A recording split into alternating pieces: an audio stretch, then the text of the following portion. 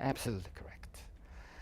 Actually, I think that the 2008-2009 crisis was a turning point in the history of the world economy.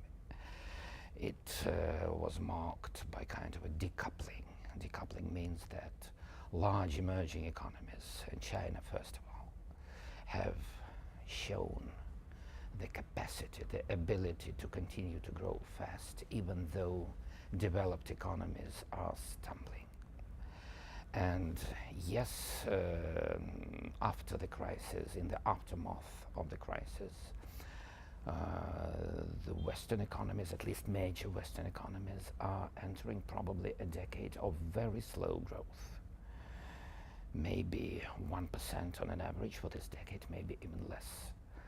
And it's not surprising that as China continues to grow at least at 7% plus, I think it will be about 8% on an average for the decade. The gap in growth rates is expanding, increasing, and it directly leads to a big change in the balance of power in China's favor. So China's share of the global GDP is rising, and according to my simulation, well, if we assume, for instance, that America grows at 2% on an average in real terms and has 2% inflation, and China grows 8% on an average with 3% inflation, probably somewhere around the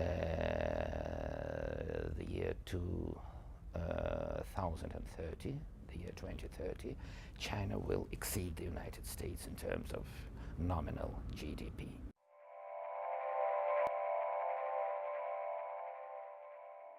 It depends on the way you calculate. My calculation was very cautious. I don't think that it will happen in this decade. Still, I don't think that it will happen in this decade. I think that it will happen either in the 20s, somewhere in the middle, or closer to the end of the next decade. But again, even in this case, it's a very impressive change, fundamental change of the balance of the world, of the global balance of power.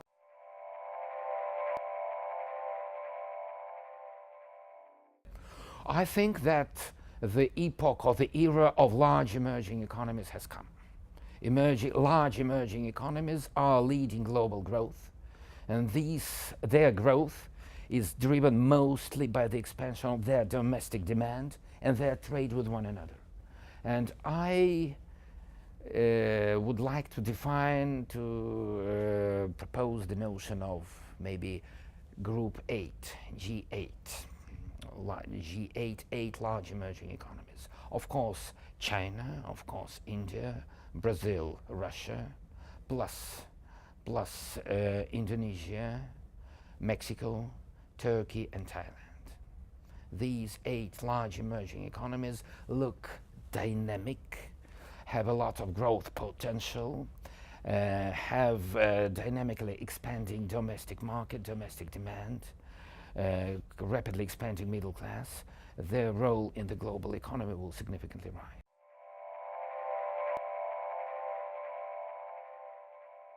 Asia is leading. Asian large emerging economies are most important and most rapidly developing. In this regard, yes, from the west to the east.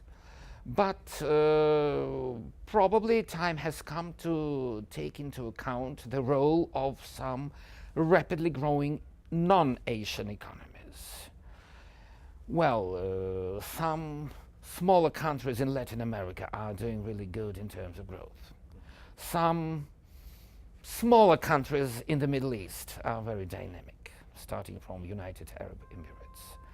And Africa, in absolute terms, African economies are not maybe that, don't have such a strong position in the global economy yet.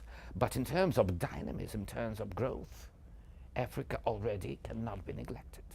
So well, the range of countries rapidly growing is becoming wider and wider.